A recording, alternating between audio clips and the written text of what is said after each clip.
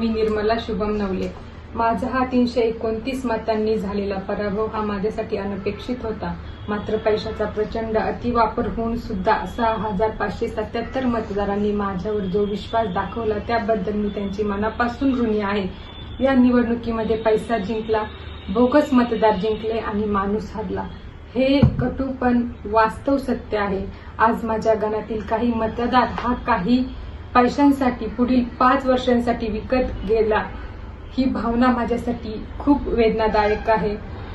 या निवडणुकीमध्ये विरोधकांकडून दारू सोबत ड्रग्जचाही मोठ्या प्रमाणावर वापर करण्यात आला।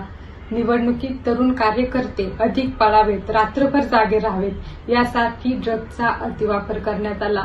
याचा गंभीर परिणाम येणाऱ्या काळात नक्कीच दिसून येणार आहे। आज माझ्या गावात या निवडणुकीदरम्यान 30 ते 40 तरुण हे ड्रग्जच्या आहारी गेलेले आहेत। तरुण पिढी अशा प्रकारे बर्बाद होताना पाहणं हे माझ्यासाठी अत्यंत चिंताजनक आणि दुःखद आहे।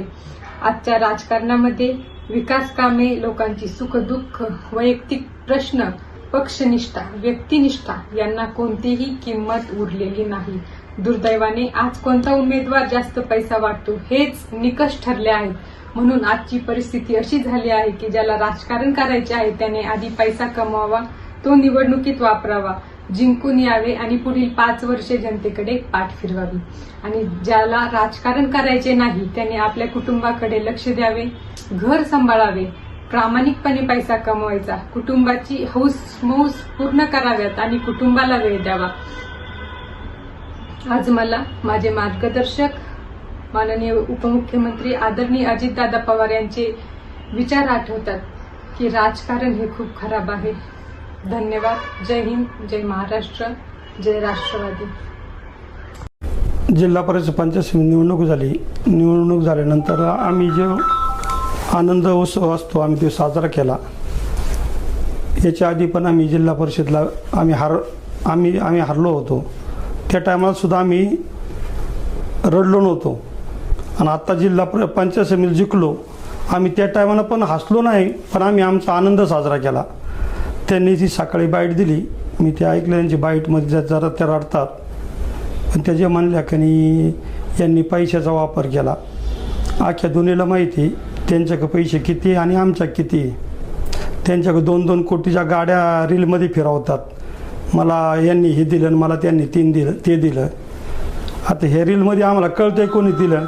आमच्याकडे साधी एक नेक्सॉन गाडी आहे, फॉर्च्युनर आणि किया गाडी आहे। आमचे उमेदवार म्हणजे आम्ही रोडवर फिरणारे उमेदवार आहे, आम्हाला काही असा हाय फाय पण नाही। आणि ती जी म्हणली तर पैशाचा वापर केला, यांच्या फुकणे आपटले होते का पैसे वाटायला? यांनी ऑनलाईन लोकांना जे पैसे पाठवले साहेब, लोकांच्या अकाउंटला पैसे गेल्यात, ते पण आहे ना इन्कम टॅक्सवाल्यांनी आता चेक केलं पाहिजे। यांच्या नातेवाईकांच्या अकाउंटवरून किती पैसे गेल्यात, 5-5 आणि 10-10 हजार रुपयांनी लोकांना अकाउंटला पैसे पाठवल्यात आणि हे म्हणतात का आम्ही पैसे वाटल्यात। दुसरा विषय ड्रग्सचा विषय म्हणतात। यांना सर्वात पहिलं म्हणायचं ड्रग्स बनवणारी कंपनी कोणाची आहे, ड्रग डीलर कोण आहे आणि यांच्याच नातेवाईकातली जी ड्रग्स खातात त्यांना आवरा पहिलं। आमच्यात तर कोण नाही ड्रग्स खाणार आणि ड्रग्स पिणारे कोणी। पॉलिटिशियनला नावं आहे त्या लोकांची, जाऊन पॉलिटिशियनला चेक करा, यांचेच नातेवाईक आढळतील त्या ड्रग्स खाणाऱ्यामध्ये। यांना स्वतःचे नातेवाईक आवडता येणार आणि ते काय लोकांना आरोप करतात ड्रग खाऊन इलेक्शन केलं आणि पैसे वाटून इलेक्शन झालं। यांनी फॉर्म भरला त्या टाईमला कितीचे शिबित यांची फुलं वायाला। आणि हे काय समजा पैशाचं कानूर मेसाईमध्ये यांनी पाईप दिले, यांनी फुकट पाईप आणले काय यांची कोणाची घरची कंपनी होती, ते फुकट नाही। यांनी काय 50 का काय 1 कोटीचे पाईप दिल्यात। आता ते पूर्ण करा पाडला इथं, त्यांना 7,000 पाईप द्यायचे ना 2,000 दिल्यात, ते 7 कंप्लीट करा आणि त्या कानूरवाल्यांना पाणी द्या, फसवू नका लोकांना। आता ते दिल्यात 2,000, हे 7 देतात का नाही यांची गॅरंटी नाही। आम्ही तसं पडलो जरी असतो ना तरी मी दिलेला शब्द पूर्ण करतो। मी मागच्या इलेक्शनला जिल्हा परिषदला पडलो होतो, पण आपला शब्द होता मोराच्या चिंचोलीमध्ये त्या गावाला यश बांधून देईन साहेब। मी त्या मोरा चिंचोलीमध्ये यश बांधून दिली, तशी यांनी आता त्या कानूर मेसाईला पाण्याचा शब्द दिला आहे।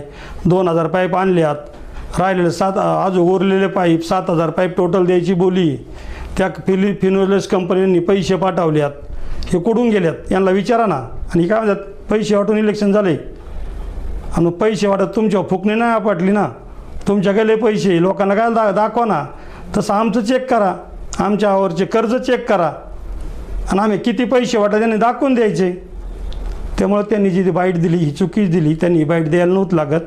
आणि आत्ता इलेक्शनच्या काळात मी त्यांच्यावर कोणती टीका नव्हती केली, त्यांनी मला मजबूरने टीका करायला लावली आणि पर्सनल विषयावर बोलायला लावलं. ड्रग्सचा विषय असन, याचा विषय असन, तर ड्रग्स माझे नातेवाईक खात नाही, ड्रग्स यांचे नातेवाईक खातात. रात्रंदिवस आम्ही जागलो मान्य करू, पण आम्ही ड्रग्स खाणार नाही. आम्ही तंबाखू खातो मी मान्य करीन, पण मी ड्रग्स नाही खात.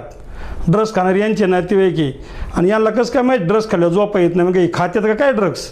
मी लपवत नाही, कारण मी व्यसन नाही, मला एक तंबाखूचे व्यसन आहे नाही. आपण दारू पित नाही, ड्रग्स खात. मग नक्कीच आणि यांचे तर मी नातेवाईक दाखवेन ड्रग्स खाणारे साहेब. शिरूर रांजणगाव एमआयडीसी पोलीस स्टेशनला ड्रग्स खाणाऱ्यांची नावं आहे, ड्रग्स डीलरांची नावं आहे. आणि ज्या ज्या कंपनी ड्रग्स बांधतात ना ती कोणाच्या आहे शोधा. माझी सरकारला विनंती आहे, कारण पहिले हे ड्रग्स डीलर शोधा, मग कोण ड्रग्स डीलर आहे आणि कोण ड्रग्स खातं हे तुम्हाला कळन.